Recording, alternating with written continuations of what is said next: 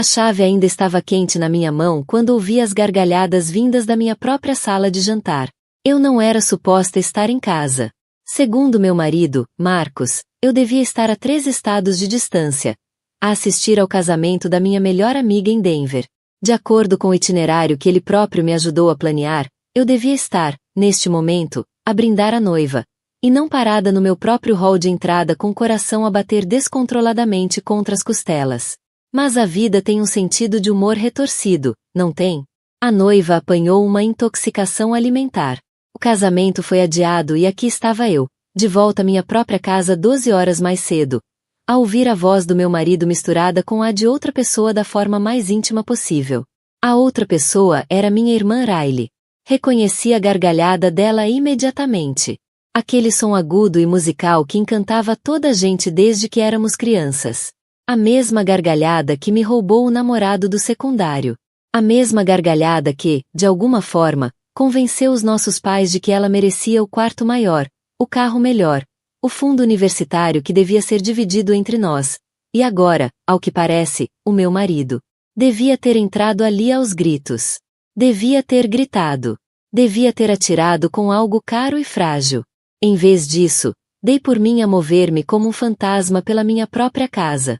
Os meus pés descalços silenciosos sobre o chão de madeira que eu própria tinha escolhido, em direção à sala de jantar onde, ao que tudo indicava, o meu casamento estava a ser servido como prato principal.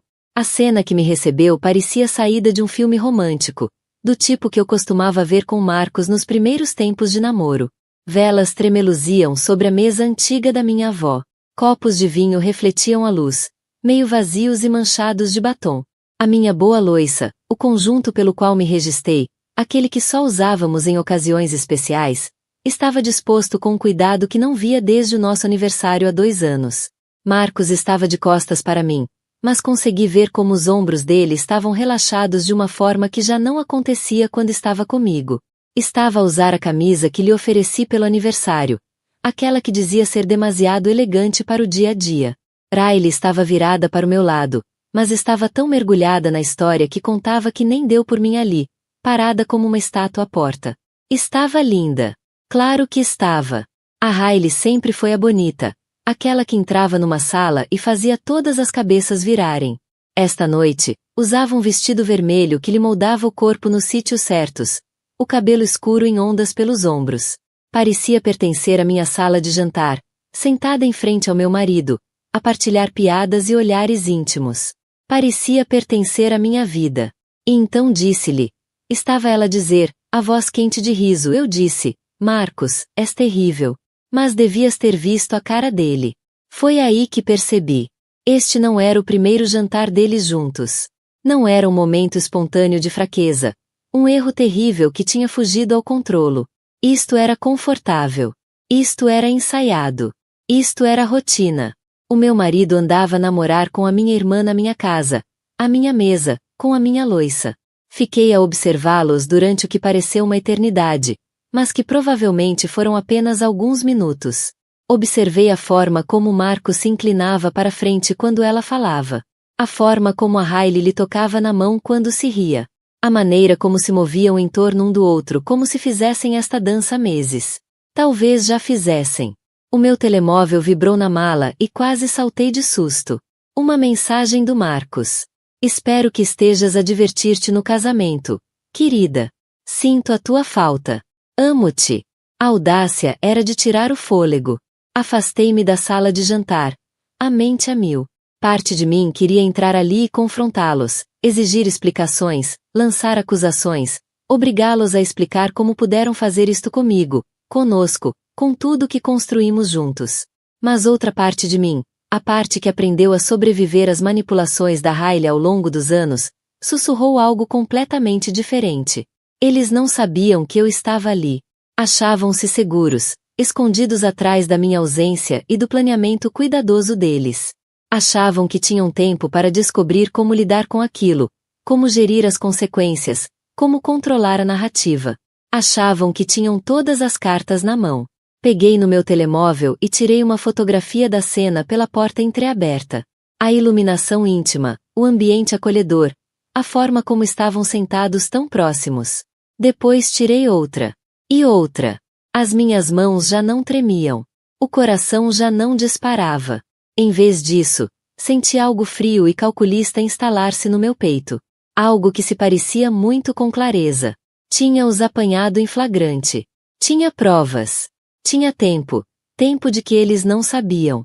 E pela primeira vez em meses, talvez anos, senti que tinha vantagem. Saí da casa da mesma forma como entrei, fechando a porta com um clique mais suave. Sentei-me no carro por um longo momento, a olhar para a luz quente que saía das janelas da sala de jantar, a observar as sombras do meu marido e da minha irmã enquanto continuavam a sua noite romântica. O meu telemóvel vibrou de novo. Outra mensagem do Marcos. A pensar em ti. Mal posso esperar que voltes amanhã. Quase me ri. Quase. Em vez disso, liguei o motor e conduzi até o único lugar onde sabia que conseguia pensar com clareza. O único lugar onde podia planear o meu próximo passo sem o peso da traição deles a esmagar-me. O escritório da minha advogada ficava apenas a 20 minutos. E tinha o pressentimento de que ia precisar da experiência dela mais cedo do que alguma vez imaginei. Na manhã seguinte, acordei num quarto de hotel que cheirava a detergente industrial e arrependimento. O telemóvel mostrava 17 chamadas não atendidas do Marcos e 4 mensagens de voz que não tive coragem de ouvir. Já sabia o que iam dizer. Variações de onde estás? Estou preocupado, e liga-me de volta. Em vez disso, pedi o pequeno almoço ao quarto e abri o portátil. Se era para fazer isto, era para fazer bem. A primeira coisa que fiz foi passar em revista todas as contas de redes sociais a que tinha acesso.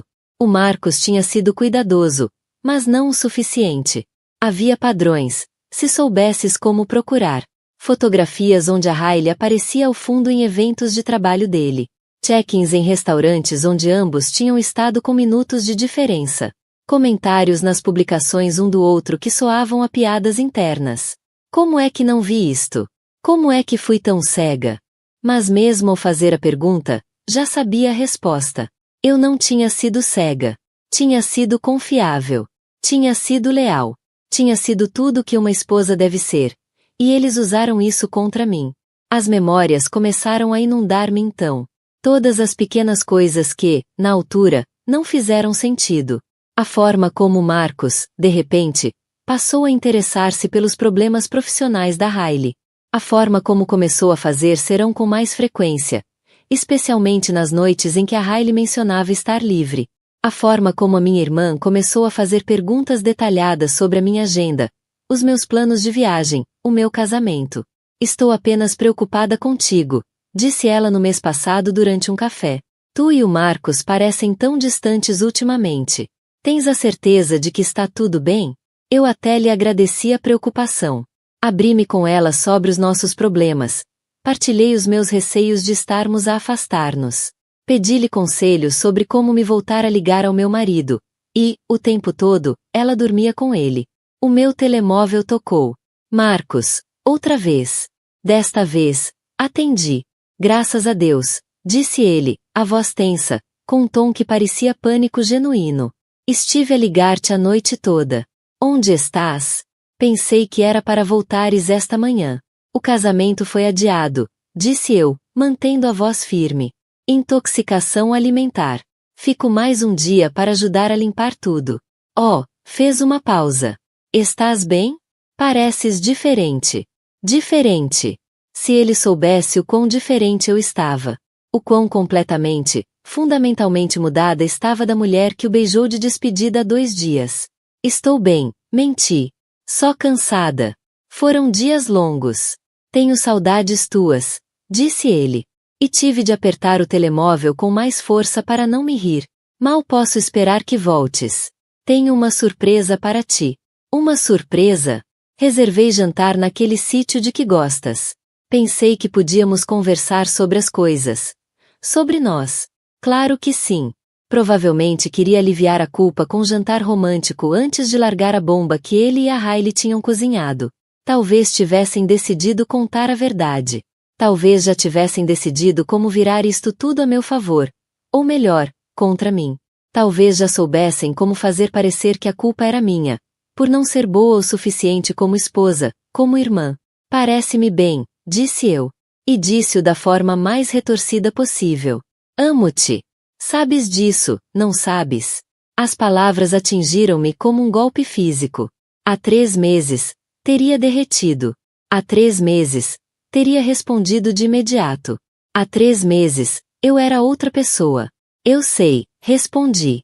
Depois de desligar, fiquei sentada no silêncio do quarto de hotel e deixei-me sentir tudo aquilo que vinha reprimir. A raiva estava lá, quente e imediata. Mas por baixo dela havia algo pior.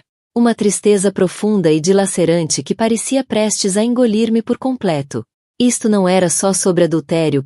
Isto não era apenas sobre o marido infiel. Isto era sobre família. Era sobre as 2 pessoas em quem eu mais confiava no mundo decidirem que eu era descartável. A Riley tinha sido a minha dama de honor.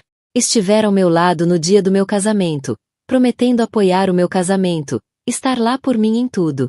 Ajudou-me a escolher o vestido, segurou meu ramo, fez um discurso sobre como adorava ver-me feliz. E o Marcos? O Marcos tinha sido meu parceiro durante 7 anos. Construímos uma vida juntos. Falamos sobre filhos, sobre envelhecer lado a lado, sobre os sonhos que queríamos partilhar. Ele abraçou-me quando chorei pela morte do meu pai. Foi o meu apoio em todas as grandes mudanças da minha vida. Agora, eu era apenas mais um obstáculo entre eles e o que quer que achassem que queriam. Passei o dia a fazer pesquisas. Liguei à minha advogada, a Sandra, uma mulher implacável que tratou do espólio do meu pai, e marquei uma reunião. Tirei capturas de ecrã de tudo o que consegui encontrar. Fiz listas dos bens partilhados, das dívidas conjuntas, de tudo que teria de ser dividido. E planeei. Ao fim do dia, tinha uma estratégia. Não era por vingança. Não propriamente. Era por justiça. Era para garantir que, se eles queriam destruir o que nós construímos juntos, teriam de enfrentar as consequências dessa escolha. Conduzi para casa ao pôr do sol, o coração calmo no peito. Tinha enviado uma mensagem ao Marcos a dizer que tinha decidido regressar mais cedo, que tinha saudades demais para passar mais uma noite longe.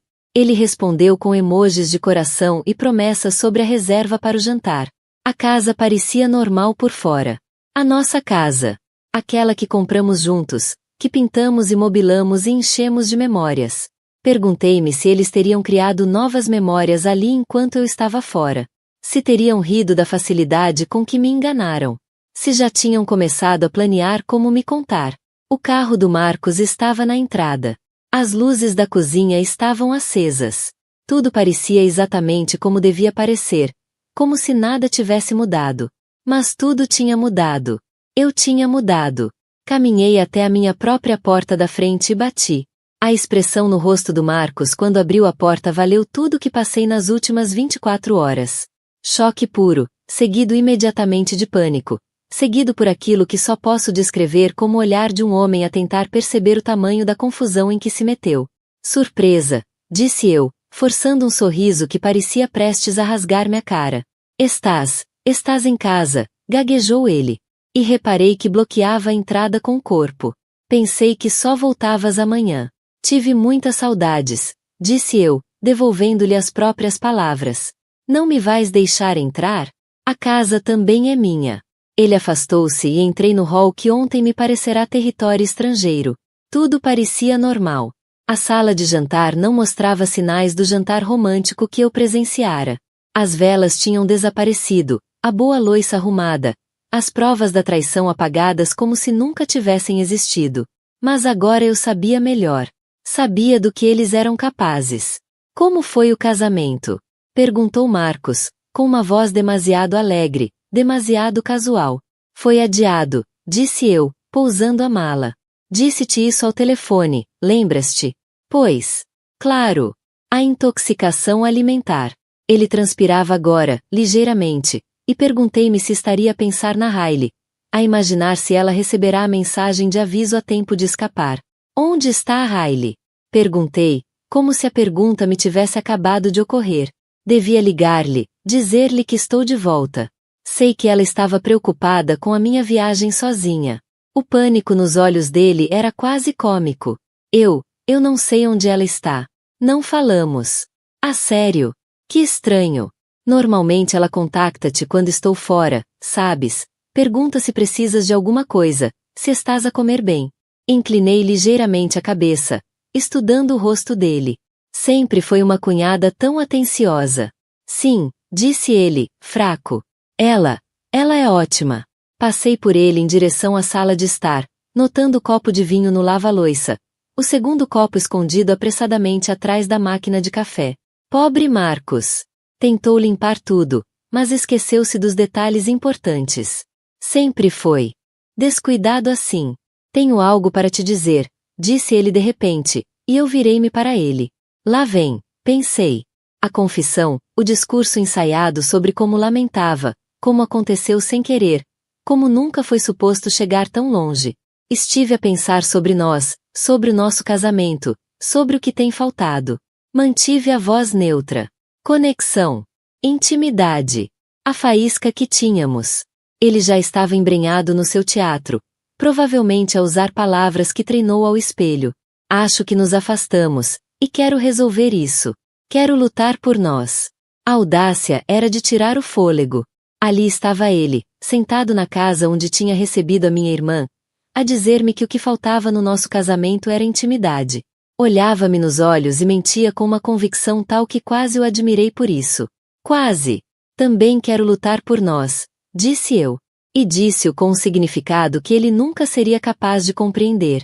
Nessa noite, deitei-me na cama ao lado do meu marido e ouvi-o dormir. Ele tinha sido especialmente atencioso durante toda a noite.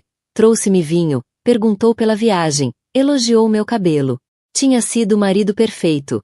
O homem por quem me apaixonei há 7 anos. Tudo encenação, claro. Cada beijo, cada toque, cada amo-te era só mais uma mentira numa teia de enganos que provavelmente já vinha de longe. Mas eu entrei no jogo. Sorri, ri, e fingi ser a esposa ingênua que não suspeitava de nada, porque tinha trabalho a fazer. Na manhã seguinte, depois de Marcos sair para o escritório, iniciei a fase 1 do meu plano. Liguei a Sandra e adiantei a nossa reunião. Liguei ao banco e pedi extratos detalhados de todas as nossas contas. Liguei a um detetive privado recomendado pela Sandra e marquei uma consulta. Depois, liguei a Riley. Olá, mana, disse ela, a voz brilhante e alegre. Ouvi dizer que voltaste mais cedo. Como foi Denver? Foi esclarecedor, disse eu. Olha, estava a pensar se querias almoçar hoje. Tenho tanto para te contar. Oh, adorava, mas estou atolada em trabalho. Fica para outro dia. Claro. Talvez jantar. Estava a pensar irmos àquele restaurante italiano novo no centro. Sabes, aquele que mencionaste na semana passada. Fez-se uma pausa. Eu não me lembro de ter mencionado um restaurante italiano. Ah, sério? Se calhar estou a confundir com outra pessoa. Sabes como é quando se viaja. Fica tudo baralhado. Pois, disse ela. Mas a voz já tinha mudado.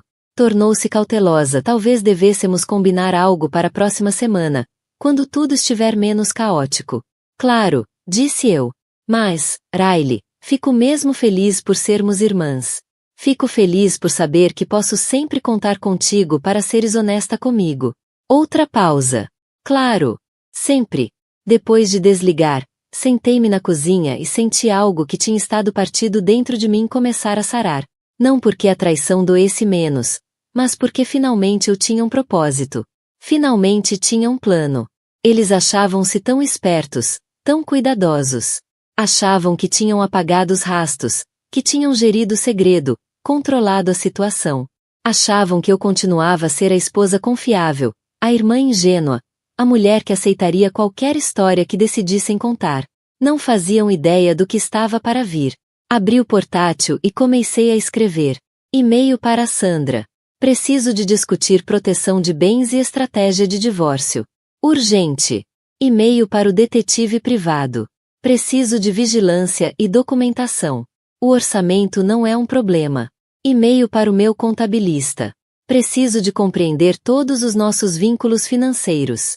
Por favor, preparar um relatório completo. Depois abri um novo documento e comecei a escrever tudo o que sabia, tudo o que tinha observado, tudo o que podia provar. Nomes, datas, locais, fotografias, registros telefônicos, provas nas redes sociais. Estava a construir um caso, não apenas para o tribunal do divórcio, mas para o tribunal da opinião pública, para a família, para os amigos, para todos os que inevitavelmente teriam de escolher um lado. Quando terminasse, não haveria qualquer dúvida sobre quem era a vítima aqui. A reserva para o jantar era no Romanos, o restaurante italiano de luxo onde o Marcos me tinha pedido em casamento há 6 anos. Quase apreciei a ironia.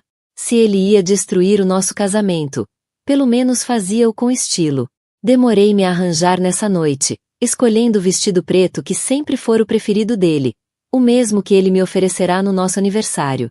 Queria estar perfeita no momento em que o mundo dele ruísse.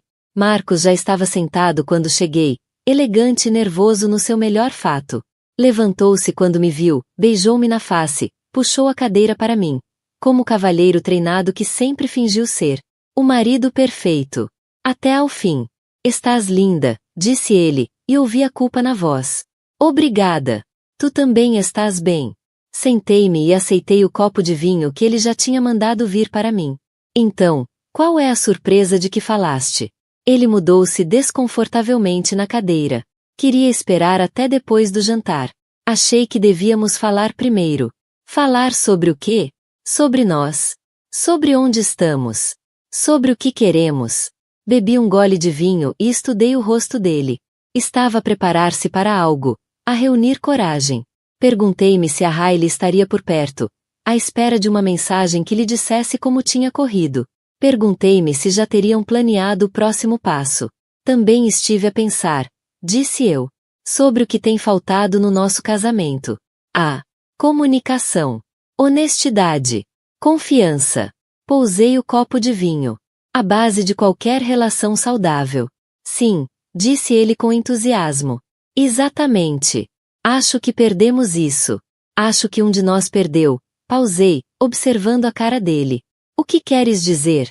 Quero dizer que acho que um de nós tem andado a mentir. A cor desapareceu do rosto dele. Mentir sobre o quê? Sobre onde tem estado. Sobre com quem tem estado.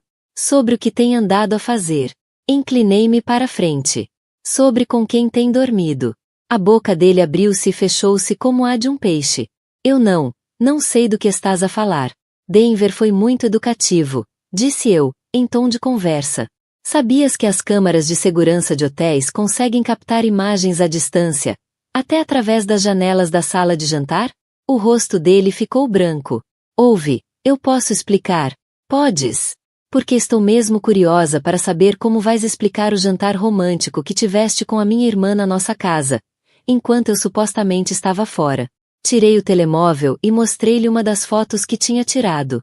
Isto vai ser interessante. O silêncio entre nós esticou-se como um abismo. À nossa volta, o restaurante continuava no seu ritmo habitual. Casais a rir, famílias à conversa, o tilintar dos talheres nos pratos.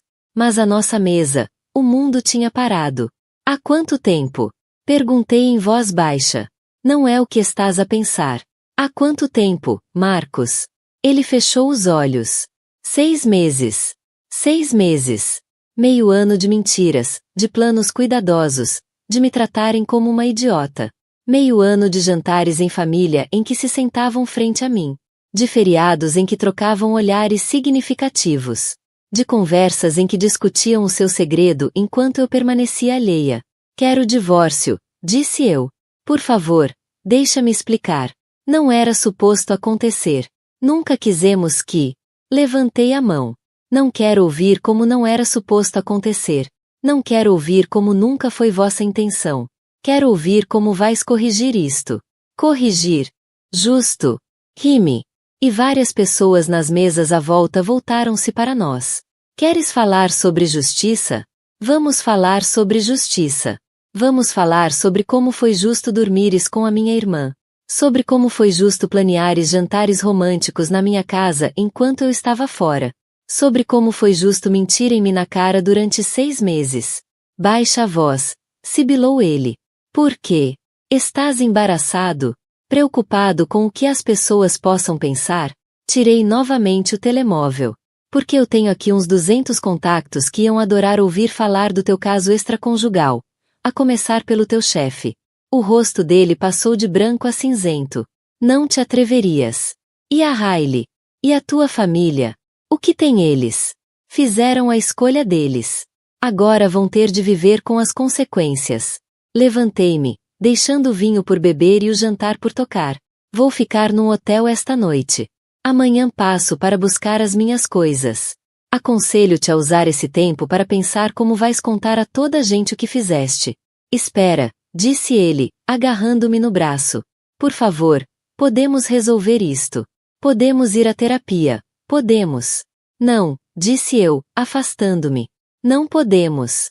Porque tu não só me traíste, Marcos. Tu não só quebraste os votos do nosso casamento. Tu destruíste a minha capacidade de confiar em ti. Tu destruíste a minha capacidade de acreditar em qualquer coisa que digas.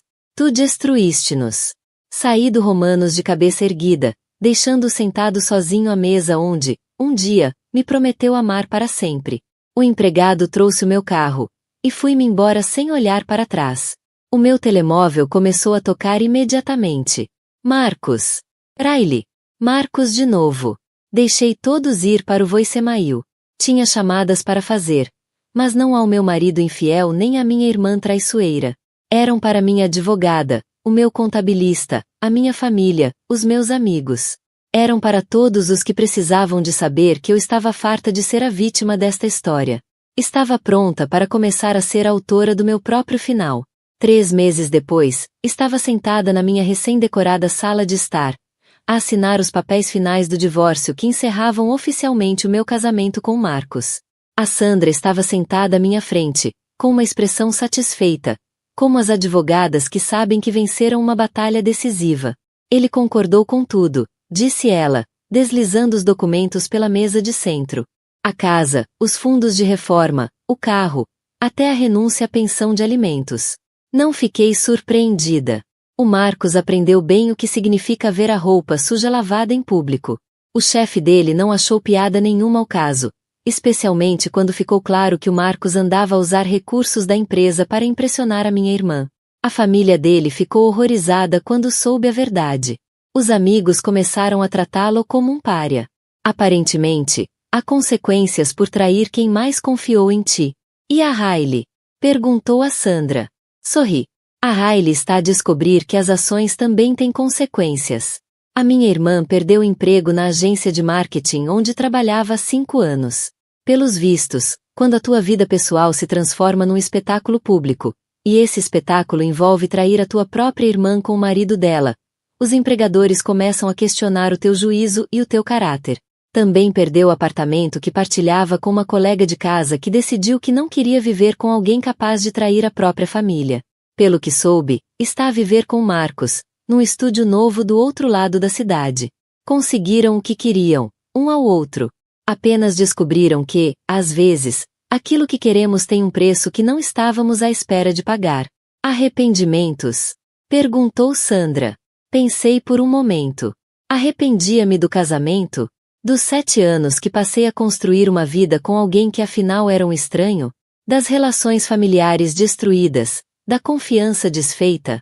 Não, disse finalmente. Arrependo-me de que tenha acontecido. Arrependo-me de que tenham escolhido magoar-me. Mas não me arrependo da forma como lidei com tudo. Porque eu lidei com tudo. Assumi o controle da minha própria história em vez de deixar que eles a escrevessem por mim. Recusei ser a vítima, a esposa enganada, a irmã ingênua que confiou demais. Fui estratégica. Fui inteligente. Fui implacável quando foi preciso sê-lo. E ganhei. O meu telemóvel vibrou com uma mensagem da minha melhor amiga, a Sara. Copos hoje à noite. Quero saber tudo sobre o teu encontro com o advogado. Ri-me e escrevi de volta. Não foi um encontro. Foi uma reunião de trabalho. Claro que sim. Mas ele é giro e está obviamente interessado. Ela não estava errada.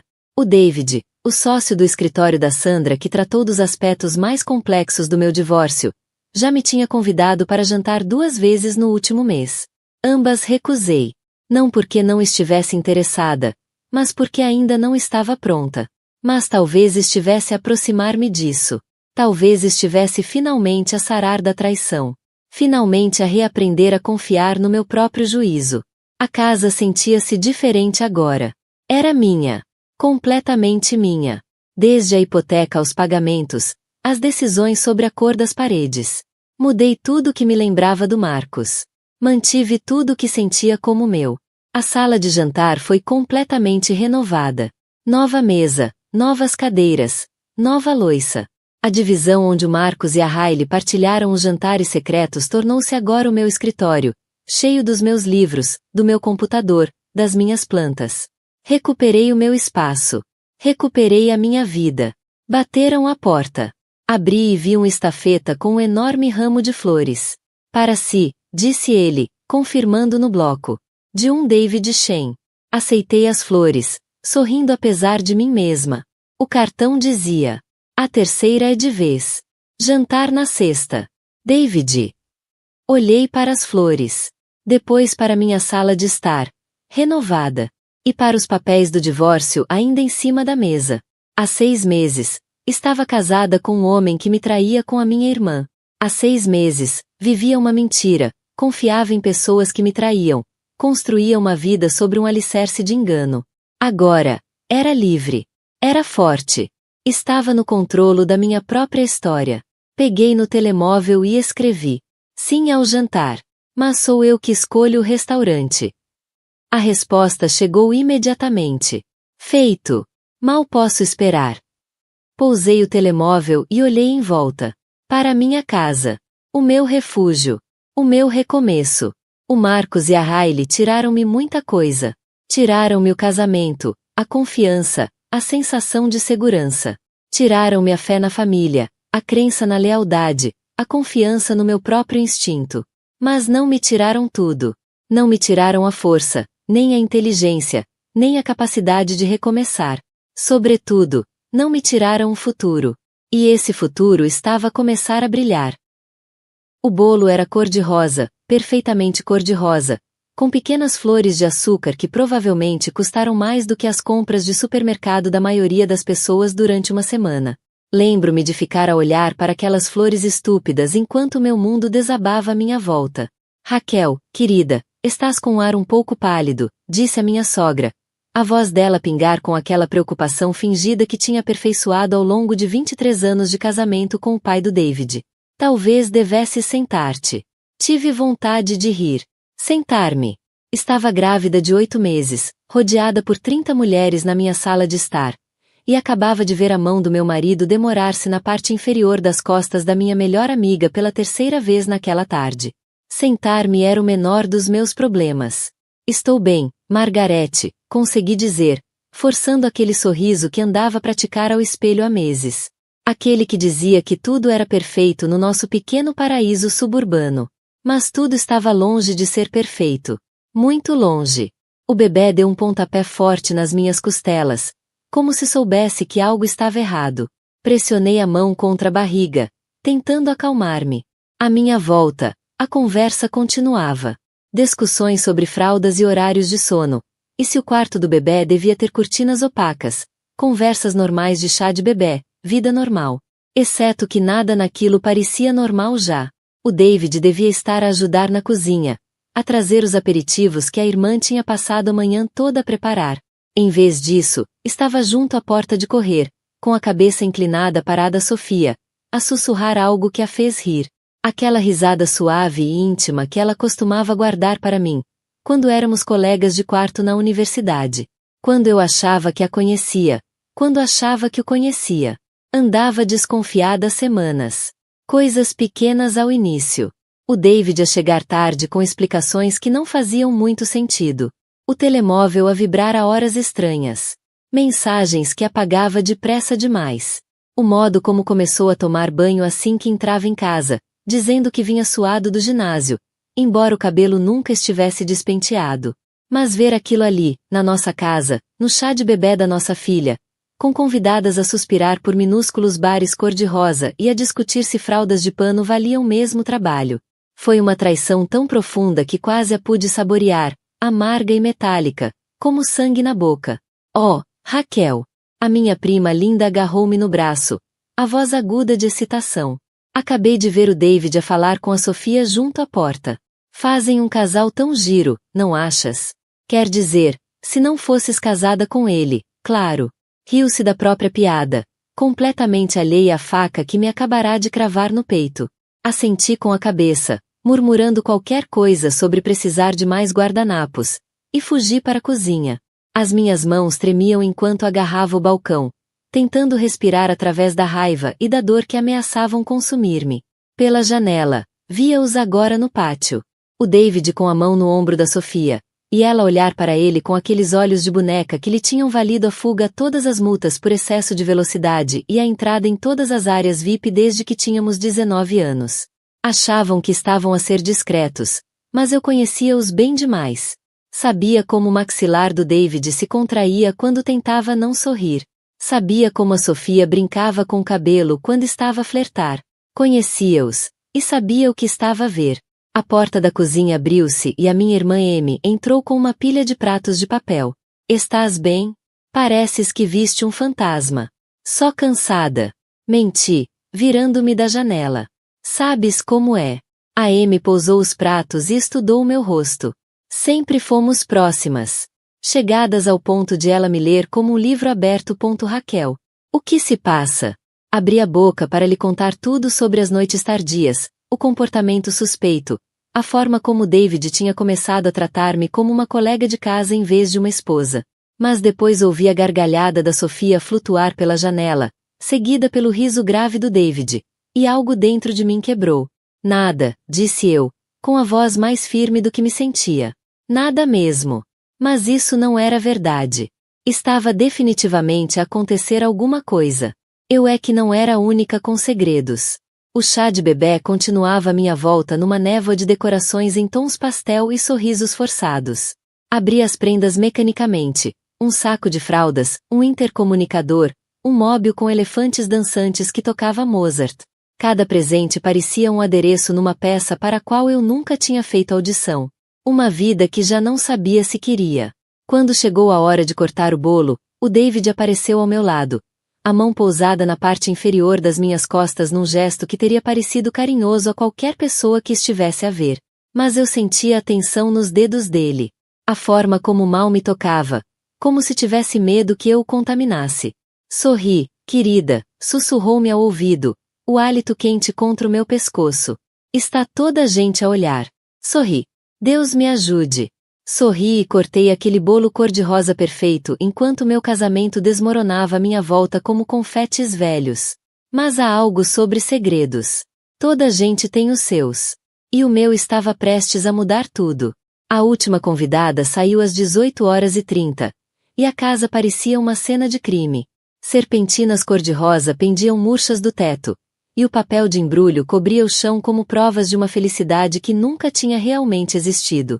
Fiquei no meio de tudo aquilo, as mãos pousadas na minha barriga inchada, a observar o David a empilhar cadeiras com precisão mecânica. Grande festa, disse ele, sem me olhar. A tua mãe esmerou-se mesmo com as decorações. Quase me ri. Depois de 15 anos de casamento, era nisto que nos tínhamos tornado. Estranhos educados a fazer conversa de circunstância sobre planeamento de festas enquanto nosso mundo ruía. David, disse eu, a minha voz a cortar o silêncio como uma lâmina. Precisamos de conversar. Ele parou, uma cadeira meio caminho do armário. Sobre o quê? Sobre a Sofia. A cadeira caiu-lhe das mãos, fazendo um estrondo no chão.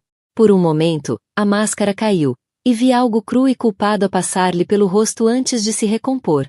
O que é que tem ela? Perguntou, mas a voz já tinha perdido o tom despreocupado. Há quanto tempo, David? Não sei do que estás a falar. Não. A palavra saiu mais dura do que eu pretendia. Não insultes a minha inteligência. Eu vi-te hoje. Tenho-te visto há semanas. Por isso pergunto outra vez. Há quanto tempo?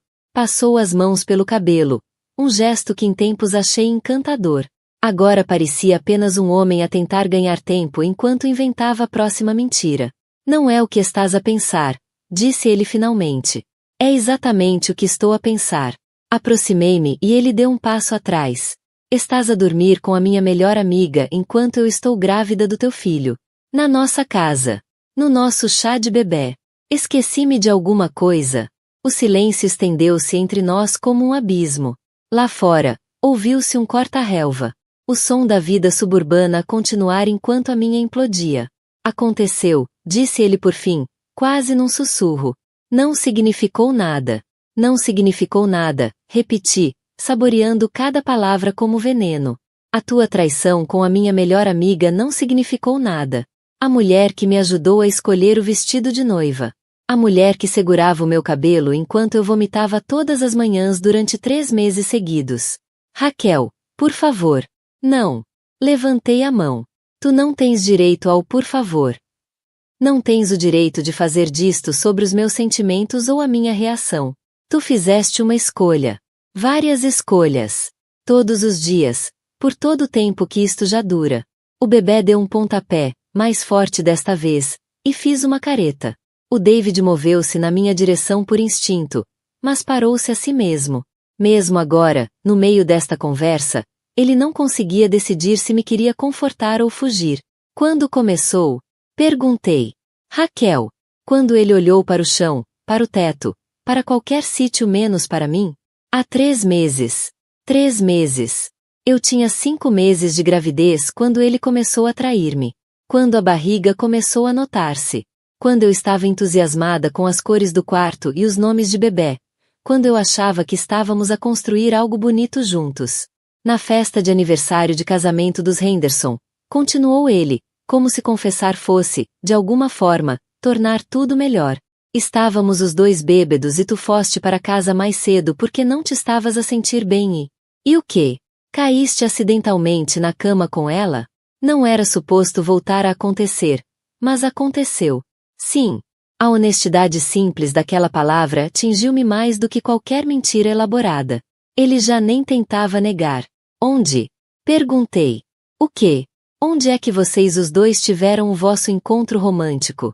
No apartamento dela, hotéis, no banco de trás do teu carro como adolescentes?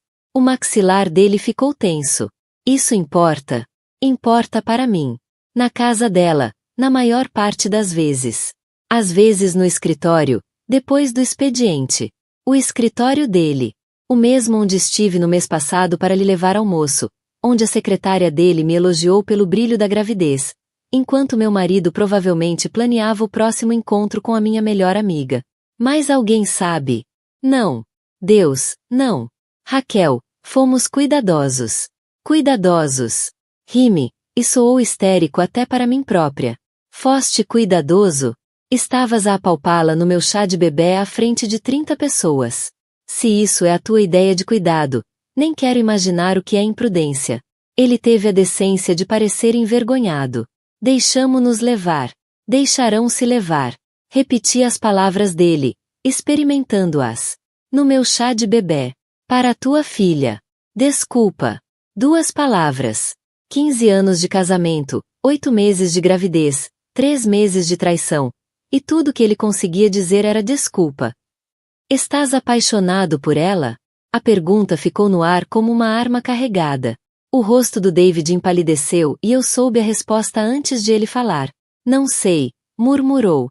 Não sabes. Senti algo frio instalar-se no meu peito, empurrando a dor para fora e substituindo-a por algo mais duro. Estás disposto a destruir o nosso casamento, a abandonar a tua mulher grávida e a traumatizar a nossa filha por nascer, mas não sabes se a amas. É complicado. Não é nada. Fui até o sofá e sentei-me pesadamente, a mão a fazer círculos na barriga. Ou a amas ou não. Ou queres ser casado comigo ou não. Ou queres ser pai desta bebê ou não. Não há nada de complicado nisso. Quero ser pai. Mas não queres ser meu marido. Ele não respondeu, mas o silêncio foi resposta suficiente. Fechei os olhos, a tentar processar tudo. O homem que eu amava desde a universidade. O homem com quem construí uma vida. O homem cujo filho carregava. Estava a deixar-me pela minha melhor amiga. Era tão clichê que quase dava vontade de rir. Quase. E agora? Perguntei. Não sei. Pois então é melhor descobrires depressa, disse eu, levantando-me. Porque eu não vou fazer isto. Não vou desempenhar o papel de esposa compreensiva enquanto vocês os dois decidem o que sentem um pelo outro. Não vou fingir que está tudo bem só para manter as aparências. E de certeza que não vou criar a nossa filha numa casa onde o pai está apaixonado pela melhor amiga da mãe. Raquel, por favor, podemos só. Não. Fui em direção às escadas. Depois voltei-me. Quero-te fora de casa hoje à noite. Podes ficar em casa do teu irmão, da Sofia ou num hotel. Não me interessa. Mas não vais dormir na nossa cama. Esta casa também é minha. Então devias ter pensado nisso antes de decidires incendiá-la.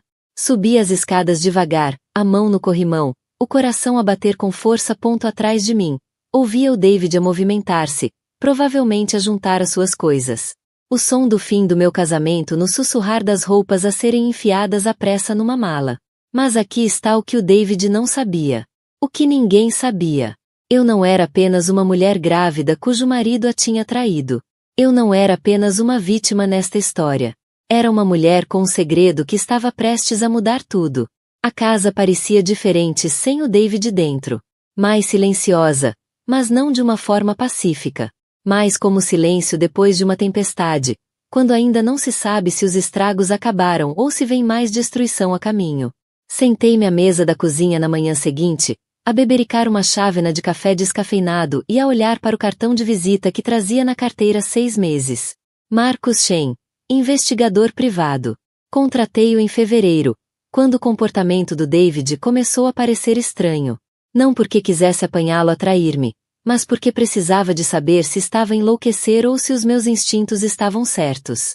Acontece que os meus instintos eram melhores do que eu lhes dava crédito. O dossiê que o Marcus me deu era grosso. Fotografias, extratos de cartão de crédito, faturas de hotéis, registros de mensagens. O caso do David e da Sofia estava documentado em detalhes dolorosos. Mas essa nem era a parte mais interessante do relatório. A parte mais interessante era o que mais o Marcus tinha descoberto. O meu telemóvel vibrou. Uma mensagem da Amy. Estás bem? O carro do David não estava na entrada quando passei por aí esta manhã. Respondi. Longa história. Podes vir cá? Já estou a caminho. Enquanto esperava pela minha irmã, tirei o segundo dossiê que o Marcus me tinha dado. Este era mais fino, mas muito mais explosivo. O David achava-se tão esperto, a desviar dinheiro da empresa para sustentar o caso. Hotéis caros, joias para Sofia, fins de semana em regiões vinícolas. Andava a tirar dinheiro das contas dos clientes há meses, a movê-lo entre contas para encobrir os rastos. Entreguei-lhe o primeiro dossiê. Os olhos da Amy arregalaram-se à medida que folheava as fotografias. Oh meu Deus, Raquel, lamento tanto. Quando soubeste? Suspeitava há meses. Confirmei ontem, no chá de bebê. No teu chá de bebê? A voz da Amy subiu um tom. Aquele cabrão. Linguagem. Disse eu calmamente. Há um bebê presente. A Amy olhou para minha barriga e depois de novo para as fotos. O que vais fazer? Depende, respondi, empurrando o segundo dossiê pela mesa. Dá uma olhada nisto. A Amy abriu o dossiê e ficou muito quieta. Como contabilista forense, lia documentos financeiros como a maioria das pessoas lê banda desenhada. Observei a expressão dela mudar à medida que digeria o que via. Foda-se, sussurrou, e depois olhou para mim. Desculpa, bebê, mas Raquel, isto é desfalque em grande escala. Eu sei. Ele tem roubado aos clientes, a própria empresa, e a usar o dinheiro para mimar a amante. Sim. A Amy recostou-se na cadeira, o dossiê ainda aberto à frente dela. Isto é sério, Raquel. É sério a nível federal. Sério ao ponto de prisão. Eu sei. Há quanto tempo sabes? O Marcos deu-me o relatório financeiro há 2 semanas. Tenho tentado perceber o que fazer com ele. Queres dizer, tens tentado perceber se deves denunciar o teu marido ao FBI? Algo assim. A Amy olhou para mim por um longo momento. Quem mais sabe disto? Só o Marcos, eu, e agora tu. Não o David. O David acha que é um gênio do crime. Não faz ideia de que alguém o anda a vigiar. O bebê deu um pontapé e mudei de posição na cadeira.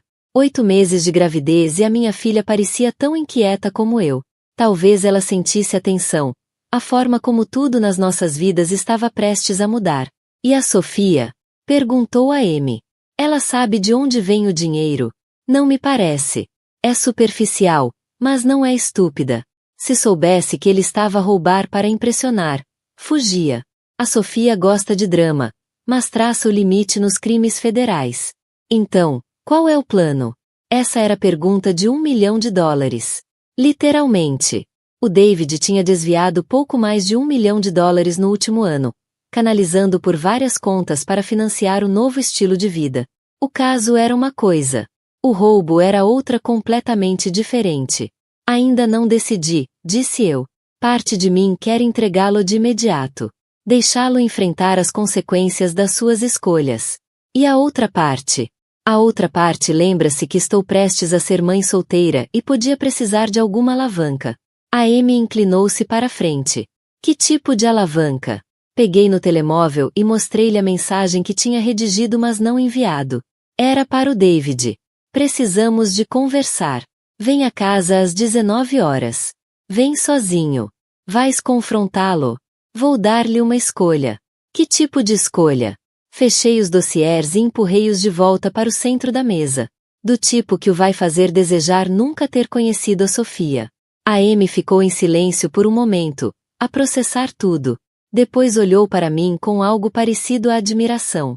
Sabes, quando éramos miúdas, sempre achei que eras a irmã boazinha. A que nunca se metia em sarilhos, que seguia sempre as regras. Eu sempre segui as regras. E agora? Sorri, e o sorriso pareceu afiado. Agora estou grávida, traída, e com provas de um crime federal.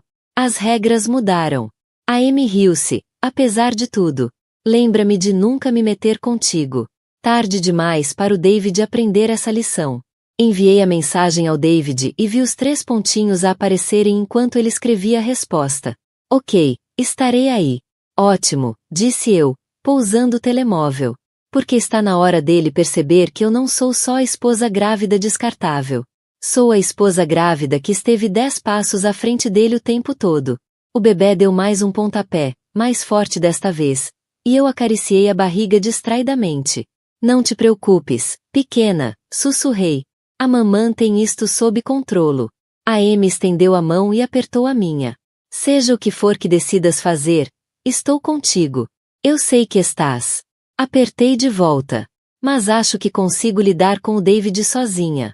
Afinal, tenho lidado com ele há meses. Ele é que ainda não sabe disso. O David chegou exatamente às 19 horas, o que me disse 2 coisas. Estava nervoso, e ainda tentava manter alguma aparência de marido responsável. A ironia não me escapava. Passei a tarde a preparar-me para esta conversa como quem se prepara para uma guerra. Os dossiês estavam organizados na mesa de centro. O meu telemóvel estava carregado e a gravar. E até pus maquilhagem e vesti um vestido que não gritava mulher grávida devastada. Queria parecer poderosa. No controlo. Queria que ele se lembrasse do que estava a perder. Raquel, disse ele ao entrar na sala de estar, os olhos a dirigirem-se imediatamente para as pastas em cima da mesa. O que é isto tudo? Senta-te, David. Ele pousou-se na beira da poltrona, o mais longe possível de mim sem sair da divisão. Olha, sobre ontem. Isto não é sobre ontem. Abri a primeira pasta. Isto é sobre os últimos 6 meses da tua vida. O rosto dele empalideceu ao reconhecer as fotografias. David e Sofia no Marriott no centro da cidade. David e Sofia naquele restaurante caro de marisco que tínhamos falado em experimentar no nosso aniversário. David e Sofia na vinha em Napa. A mesma vinha onde ele me tinha pedido em casamento há 10 anos. Raquel, eu posso explicar. Não é preciso. Passei para o próximo conjunto de fotos. Marcos Shen é muito meticuloso. Conseguiu fotografias, extratos de cartões de crédito, faturas de hotéis, até algumas mensagens interessantes. Tirei uma captura de ecrã impressa de uma troca de mensagens entre David e Sofia. A mensagem do David dizia: mal posso esperar para te ver esta noite. Trouxe-te algo especial da Tiffany's. Resposta da Sofia: mimas-me demais. Amo-te tanto. Parece que vocês os dois resolveram essa tal complicada situação emocional, disse eu, a minha voz a pingar de doçura falsa. As mãos do David tremiam agora. Como é que arranjaste isso? Ajuda profissional. Afinal, quando suspeitamos que o marido está a trair, Há pessoas que ajudam a confirmar. Abri a segunda pasta. Mas isso não é a parte interessante. Os olhos dele arregalaram-se ao ver os documentos financeiros. Raquel, o que é isto? São registros de cada cêntimo que roubaste da tua empresa no último ano. Cada conta de cliente de onde tiraste dinheiro. Cada transação fraudulenta que fizeste para financiar o teu caso. O silêncio na sala era ensurdecedor. David olhava para os papéis como se estivessem escritos noutra língua. Não entendo, disse finalmente. A sério? Porque é bastante simples. Desviaste mais de $1 milhão, David. Isso é um crime federal. Daqueles com pena de prisão. Isso não é possível. Oh, é muito possível e está muito bem documentado. Tirei uma pilha grossa de extratos bancários, transferências de contas, transferências bancárias, levantamentos em dinheiro, tudo ligado a ele. Tudo feito nas mesmas datas que os fins de semana românticos com a Sofia. O rosto do David passou de pálido a cinzento. Como é que sabes isto tudo? Porque não sou estúpida, David. Eu sei quando o dinheiro desaparece das nossas contas. Sei quando estás a gastar mais do que ganhas. Sei quando me mentes dizendo que estás a trabalhar até tarde, quando na verdade estás em Napa Valley a comprar uma pulseira de diamantes para minha melhor amiga. Levantei um recibo. $15 mil, a propósito, por uma pulseira de diamantes. Procurei online. Muito bonita. Tenho a certeza de que ela vai adorar quando te visitar na prisão federal. Raquel, por favor. Aqui está o que vai acontecer, disse eu, cortando-lhe a palavra. Vais ouvir-me com muita atenção e vais fazer uma escolha, porque estou farta de ser a esposa compreensiva e farta de fingir que isto tudo vai acabar bem. Levantei-me, a mão pousada na barriga. 8 meses de gravidez. E nunca me tinha sentido tão poderosa. Opção número 1. Ligo ao FBI amanhã de manhã. Entrego todas estas provas e tu passas os próximos 5 a 10 anos numa prisão federal por desfalque. Provavelmente a Sofia desaparece assim que perceber que o seu sugar daddy é um criminoso e tu perdes tudo. O teu emprego, a tua liberdade, a tua reputação, a tua filha. A respiração do David tornava-se superficial. Raquel. Opção número 2. Confessas a tua empresa imediatamente. Negocias um plano de reembolso. Demites-te, mas evitas acusações criminais. Assinas também os papéis do divórcio, dando-me a custódia total da nossa filha e 70% de todos os bens restantes. 70%? Estou a ser generosa.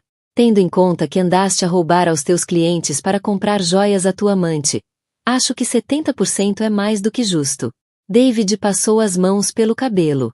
E se eu escolher a opção 2, então não me denúncias. Podes recomeçar. Espero que com melhor noção de que escolhas têm consequências. E a Sofia? Sorri, e o sorriso pareceu gelo. O que é que tem ela? Vais contar-lhe, sobre o dinheiro? Depende. Estás a planear continuar com ela? David ficou calado durante muito tempo. Não sei. Então deixa-me ajudar-te a decidir. Peguei no telemóvel e mostrei-lhe uma mensagem já escrita, endereçada a Sofia. Olá, querida. Só queria que soubesses que o David andou a financiar a vossa relação com dinheiro desviado. Achei que devia saber antes de te apegares demasiado. Ah, e a esposa dele está grávida de 8 meses e sabe de tudo. Xoxo, Raquel. O rosto do David ficou branco. Tu não podes mandar isso. Vê-me a fazê-lo. Carreguei em enviar.